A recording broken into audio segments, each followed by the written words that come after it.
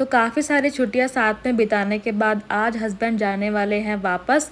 Actually इस बार हमने बहुत सारी छुट्टियाँ साथ में बिताई, करीब 2 हफ्ते की छुट्टी पर आए थे, जिसमें हमने बहुत सारी चीज़ें की। हितू का बर्थडे सेलिब्रेट किया, गाड़ी ली और भी बहुत सारी चीज़ें की। गाँव गए थे हम लोग, बहुत सारी जगहों को एक्सप्लोर भी किया था।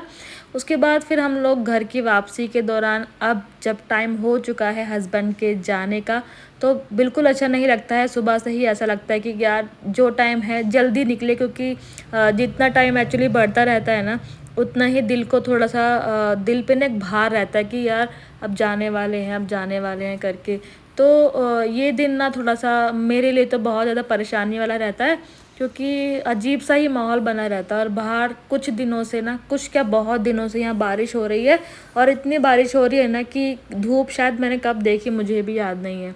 तो संडे मैं बच्चों को पढ़ाती हूँ, क्योंकि बच्चों के भी ना एक्चुअली एग्ज़ाम चल रहे हैं। और जो मैंने छुट्टियाँ करी थी ना जब मैं गाँव गई थी, तो उनको रिकवर करने के लिए मैं बच्चों को संडे भी पढ़ा रही हूँ। तो मैं नहीं चाहती हूँ कि बच्चे वही सब चीज़ें फ़ेस करें जो हमने अपने टाइम पर फ़ेस किया था।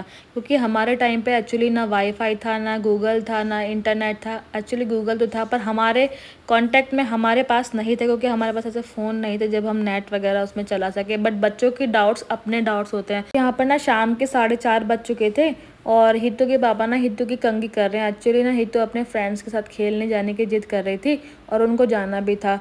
तो उससे पहले मैंने इसके पापा को बोला कि इसको थोड़ा-सा इसके ना बालों को ठीक कर दो, तो वो प्रॉपर उसकी चुटिया वगैरह मतलब बनाने लगे।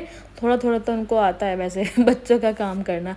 उसके बाद ना मैं उनके शाम के खाने की तैयारी कर रही थी, जो कि उनको लेकर जाना था, क्योंकि वो बस से जाने वाले थे।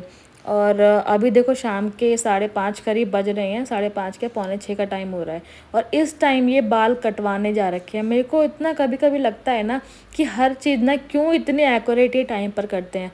पूरे दिन घर पे थे, सुबह से जा सकते थे बाल कटवाने के लिए, बट नहीं, अभी जाना है। और अभी जाने का मतलब ये है कि आपको अगर लेट हो गया, बार्बर के यहाँ भीड़ लगी है, कुछ भी हो सकता है, एक्स वाई ज़ेड, संडे का दिन है, तो बहुत सारी चीज़ें हो सकती हैं।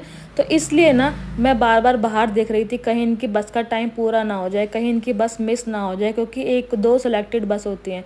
और उसके बाद एट द लास्ट मोमेंट ये आ चुके हैं अपने बाल कटवा कर, और आते ही पहले मैंने इनकी क्लास लगा दी कि इतनी लेट क्यों हो गए, बस का टाइम है।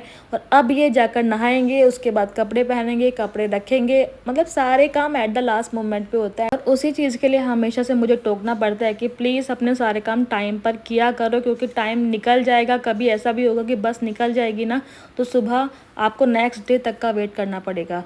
तो यहाँ पर मैं अभी, वो नहाने चले गए हैं आकर, और मैं अभी उनके लंच पैक करने की तैयारी कर रही हूँ। हितू चली गई है अपने फ्रेंड्स के साथ खेलने के लिए, और बहुत टाइम से बोल रही थी कि मम्मी मुझे जाना है अपने फ्रेंड्स के साथ खेलने के लिए। तो मैंने बोला चलो अभी कुछ टाइम बचा है तो चले जाओ।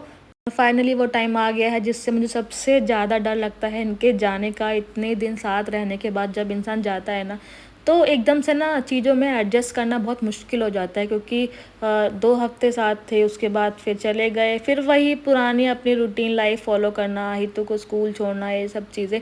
स्टार्टिंग में जब जाते थे ना, तो मुझे बहुत ज़्यादा रोना आता था, बट अब थोड़ी सी आदत सी हो गई है। कह लें कि 2 साल हो चुके हैं, 2 ढाई साल हमें हो चुके हैं इस तरह से आते जाते, बट फिर भी आने के बाद जाना थोड़ा-सा ओड लगता है। और ये हेलमेट ना मुझे बिल्कुल भी पसंद नहीं है, मुझसे ना बिल्कुल हैंडल ही नहीं होता ये हेलमेट। और पहन लूँ ना, अगर सिर के आगे शीशा आता है तो देखने में थोड़ी प्रॉब्लम फेस करनी पड़ती है।